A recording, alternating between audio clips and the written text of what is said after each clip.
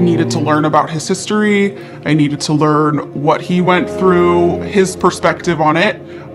Whether people agree or disagree, he has his perspective on it, and it's my job to understand that perspective.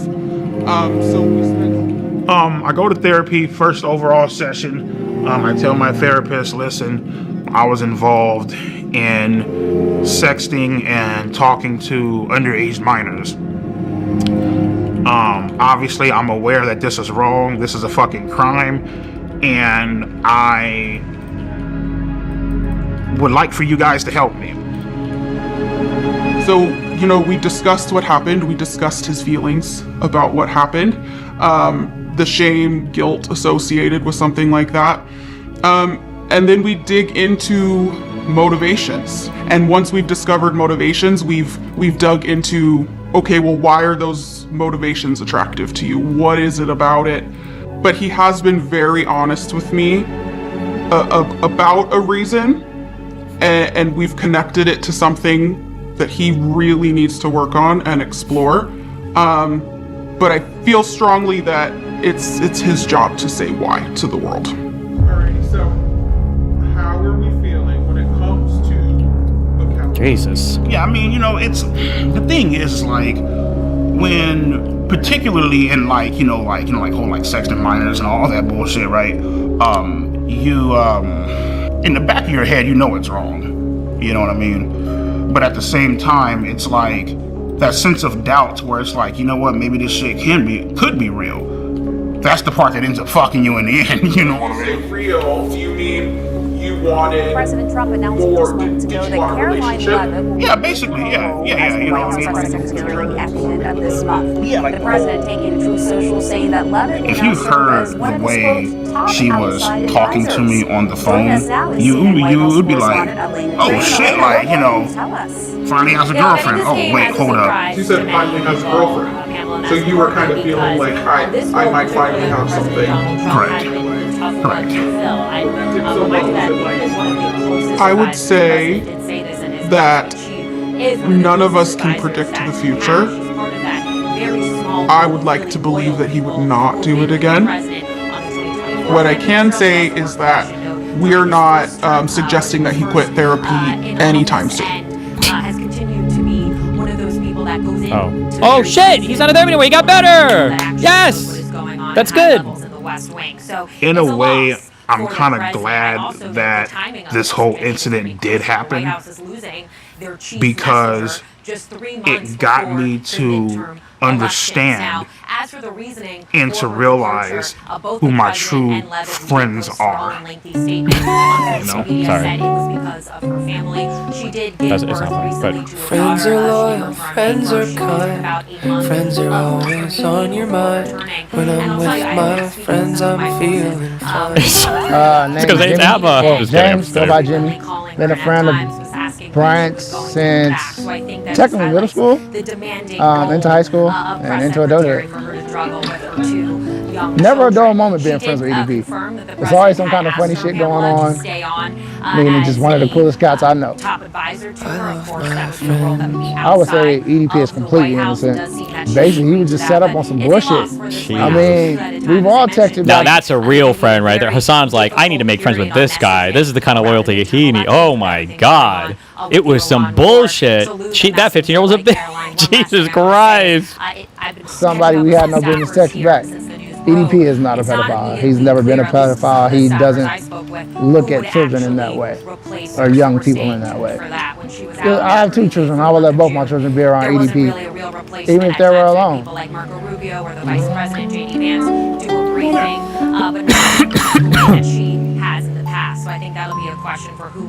My favorite way to play with kids is to just to joke around and tickle them. You know what I mean? Make them laugh. Give them fart bubbles, I guess. Well, they call it raspberries. It's like if you hold up the kid's stomach and if you like like that, you know what I mean? Some of the things I like to do when playing with kids is like I like to sidewalk slam them up on the couch, power slam them up on the couch.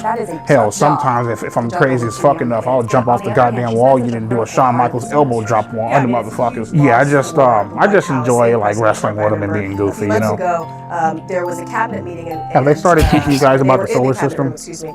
And the Hungarian president was there, and you're like, what the fuck is that, right? All 9 planets actually spin around. It's a joke at the moment, but it was indicative of how close Caroline Leavitt is to Donald Trump. I mean, I know as a reporter, I would go and ask Caroline questions, and she'd either say, "Let me go ask the president," or she would say, "I was actually in the room at that moment," or "I was with the president just a moment ago." So she was constantly in the Oval Office with the president, seeing what was going on. Elena's right; she's one of the closest aides. I would say, though, just in terms of her being a mother, I remember back when she had her first baby, she didn't actually really take any maternity leave because it was the Butler shooting that happened right after she gave birth, and so she came back to work, and so she really hasn't had a lot of maternity time when she was with having 2 young babies, and so this is a huge loss. And of course, the question of who can replace her is a huge one that looms over. That was a question that we had for her maternity leave that was never answered, and so obviously perhaps now we get a question or whether they'll replace her at all. Yeah, how do you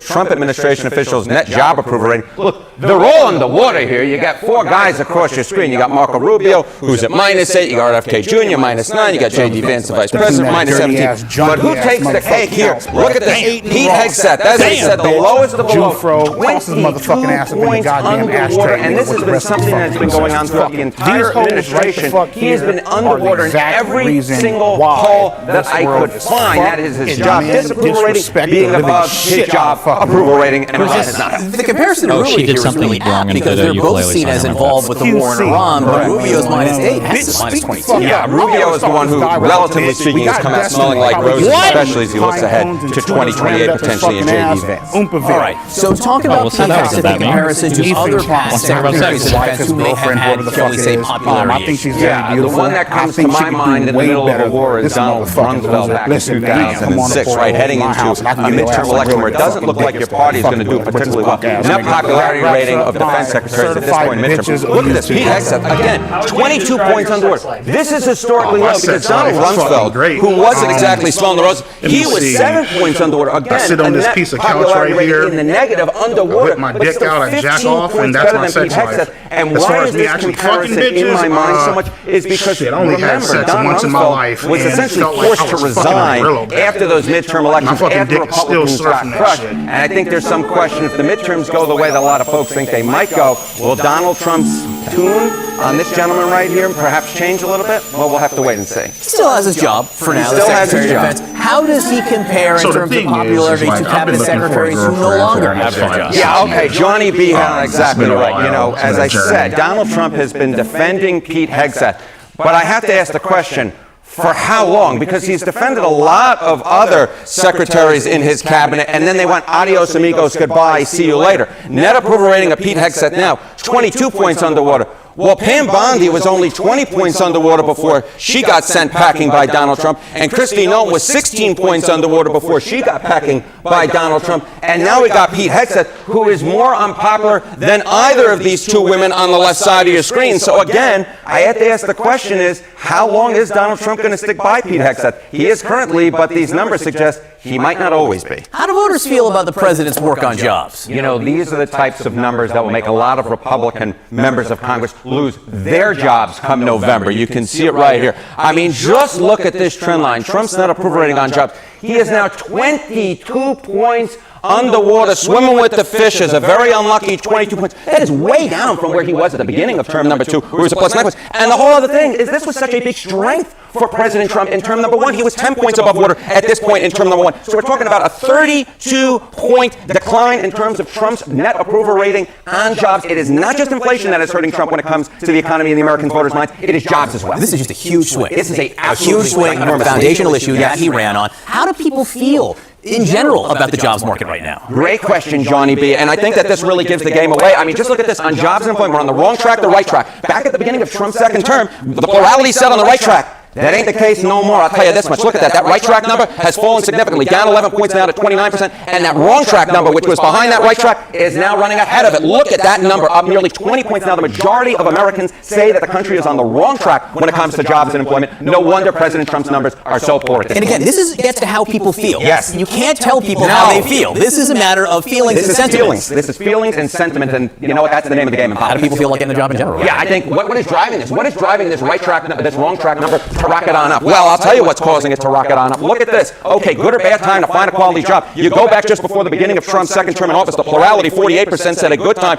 Now you had 45% saying a bad time, just running slightly behind that. But look at this. That bad number, again, up like a rocket. We're talking about 63% at the beginning of Q2 in 2026. And that good number, way down into the basement, now just 33%. It's a 30-point advantage and a bad advantage when it comes to finding a quality job. And again, you're dealing with sentiment here, how people feel, which is harder to get them to change. Correct. What are the prediction markets then saying about whether or not there'll be more big layoffs in some sectors like the tech sector? Yeah, I mean, just take a look at this. This is what it is. Chance 2026 tech layoffs exceed 2025. 92% chance according to the Kalshi prediction market. These are the types of numbers that political nightmares are made of, and it is very difficult to change voter sentiment when it seems to be so locked into this. On the negative side, you put that together with voter sentiment on inflation, that is a recipe for disaster for Republicans running in the midterm elections. And they're running out of time. Harry, thank you very much. Thank you, my friend. There is no debate when it comes to where people stand on AI and data centers, and simply put, it's electoral poison at this point. You rarely see this type of agreement. Oppose building AI data centers in your area. It includes 70% overall. But look at this. On the lower end of the spectrum, you still get 3 in 5 Republicans. You get more than 3 in 5 in urban areas, 63%. And then what's really interesting is you might expect, hey, Democrats in rural areas, rural folks, they don't necessarily see it the same way always when it comes to issues. But on this, they do. 75% in the rural areas and 76% of Democrats. You see across the board clear position, which is the vast majority of Americans and voters are against building AI data centers. And that's why I said at the top, it's simply put electoral poison at this point. When it comes to the politics of it, it is very clear people are against it. I'm not talking about the facts here, whether it's a good idea or a bad idea, just this is how people feel about it, and it's pretty clear, and you don't see agreement like this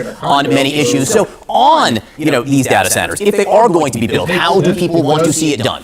One of the key nuggets that those who want the data centers to be built will say is we have to stay ahead of China when it comes to tech, right? So there's a great poll question that essentially formulated this, right? Americans on building AI data centers, slowly to address local concerns, of which there have been many, or quickly to maintain the tech edge over, folks like places in China. And on this one, it is a 4-to-1 clear blowout. I mean, we're talking about 78% of Americans, voters say slowly to address local concerns. Just 1 in 5, 21% say quickly to maintain the edge over China. And again, what we see is across all of the different political and demographic groups, everyone agrees that they should be built slowly to address local concerns. And so when we start off at the top saying, hey, there is this debate, there really isn't much of a debate when it comes to the politics of it. The vast majority of Americans at basically every single camp are in agreement on this. They want to be built slowly to address those local concerns. Critical reporters too. I think this question is actually phrased really well here and lets people come down on a side here with advantages potentially for both sides. How do people view on the phone?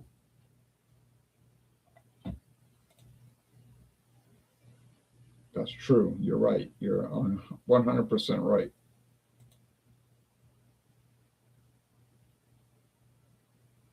I've never had Arberg, but I've had Ardbeg.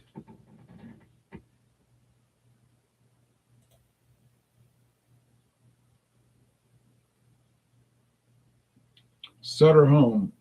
That's still one of the few big-time family-owned wine companies. Now they have Gallo, which is family-owned, but I think they got like about 75 members owning it. But these days, but Sutter Home is a family-owned company, yeah. And I've never had any of their products.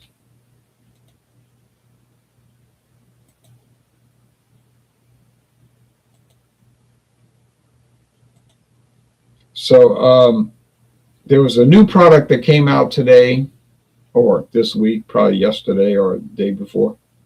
It's a new product from Abita. So if anybody wants to see what came out from Abita Brewing this week, let me know now or forever. Hold your sausage. But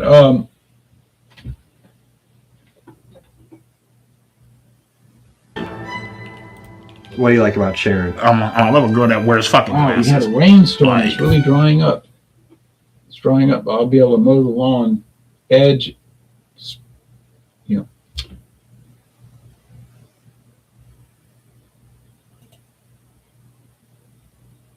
Yeah, I keep hearing reports about that. They're going to ban THC drinks. Well, you know, I'm a free enterprise guy, so you know where I stand on that. But okay, if anybody wants to see what's coming up, let me know now. Going one. The impact of artificial intelligence.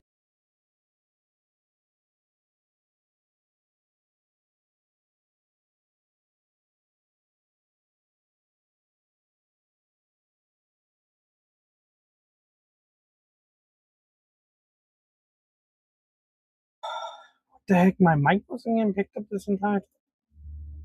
I just showed default cable output. Heck.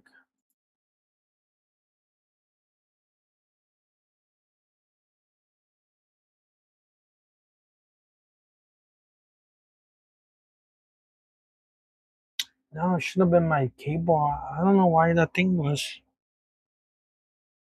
B1 shouldn't have been the thing where my mic was getting picked up on. Damn it. Let me see if I just want to hear myself. I want to hear my things getting picked up.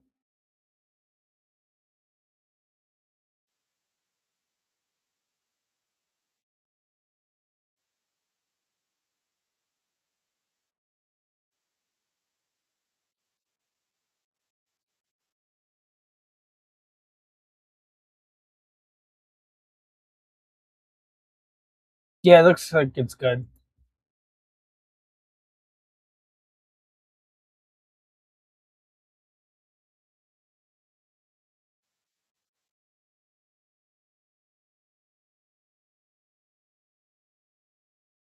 Man, my thing wasn't getting picked up. Fuck. Man, sorry, I was about to curse. Man, I'm so mad. My freaking thing was getting. I don't know why my output changed to that. That's so dumb.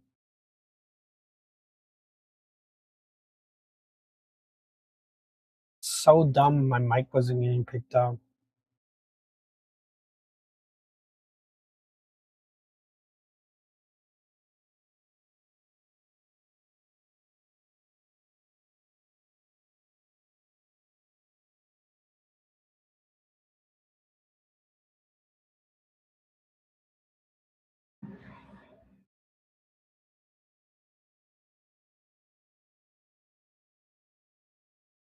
That's so dumb. Sorry about that. I'm kind of just upset that my mic wasn't getting picked up, man.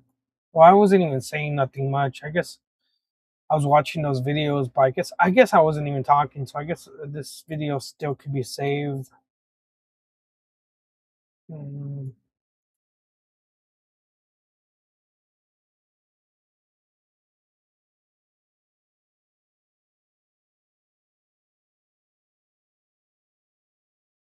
Yeah, I think the video